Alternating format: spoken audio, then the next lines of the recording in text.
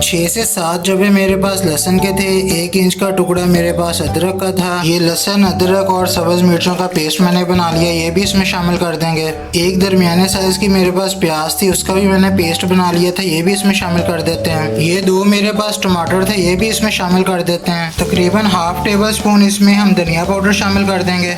1 teaspoon भर के काली मिर्च का पाउडर शामिल कर देंगे। रेस्टोरेंट स्टाइल काली मिर्च कढ़ाई तैयार हो चुकी है। माशाल्लाह लुक देखें इसकी कितनी प्यारी आई है। बिस्मिल्लाहिर्रहमानिर्रहीम, अस्सलाम वालेकुम। मैं हूं शेफ उस्मान और आप देख रहे हैं शेफ उस्मान व्लॉग्स। आज मैं आपको काली मिर्च में कढ़ाई रेस्टोरेंट स्टाइल में बनाना सिखाऊंगा। जानने के लिए चलते हैं वीडियो की तरफ। ब्लैक पेपर कढ़ाई बनाने के लिए ये 600 ग्राम मैंने चिकन का गोश्त ले लिया था। 6 से 7 जबे मेरे पास लहसुन के थे। 1 इंच का टुकड़ा मेरे पास अदरक का था। मैं ग्राइंडर में थोड़ा सा पानी डाल के इनका पेस्ट बना लूँगा। ये लहसुन, अदरक और सब्ज मिर्चों का पेस्ट मैंने बना लिया, ये भी इसमें शामिल कर देंगे।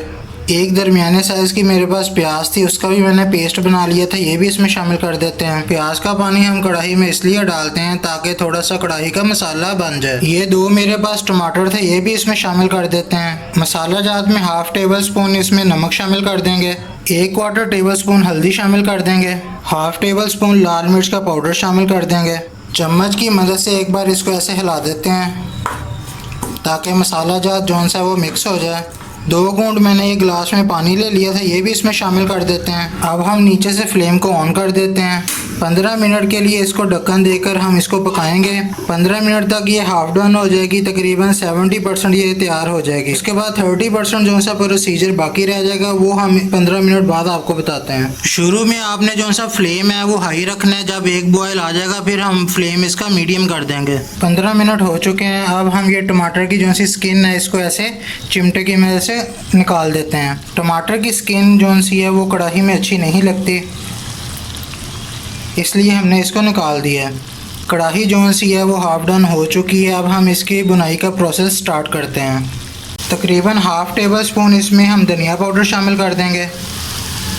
हाफ टेबल स्पून इसमें ज़ीरा पाउडर शामिल कर देंगे। तकरीबन 150 ग्राम मैंने घी ले लिया, ये भी इसमें शामिल कर देंगे।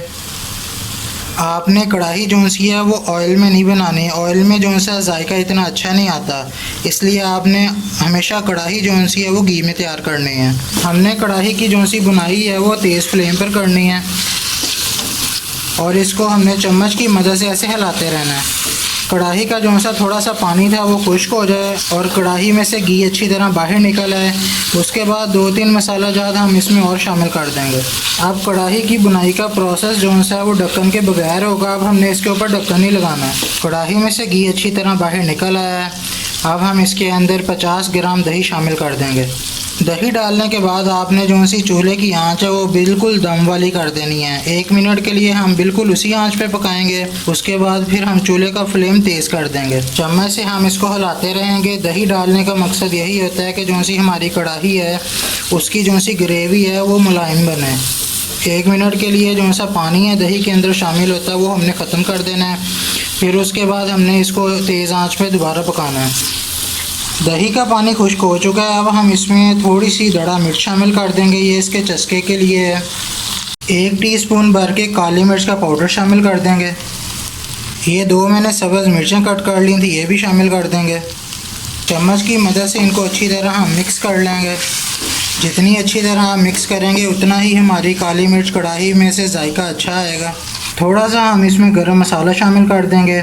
कढ़ाई हमारी तैयार हो चुकी है। गरम मसाला डाल के आपने फ्लेम को बंद कर देना है और अच्छी तरह चम्मच से हिला दें। रेस्टोरेंट स्टाइल काली मिर्च कढ़ाई तैयार हो चुकी है। अब मैं आपको डिश आउट करके दिखाता हूँ। रेस्टोरेंट स्टाइल काली मिर्च कढ़ाई तैयार हो चुकी है। माशाल्लाह लुक देखें इसकी कितनी प्यारी आई है।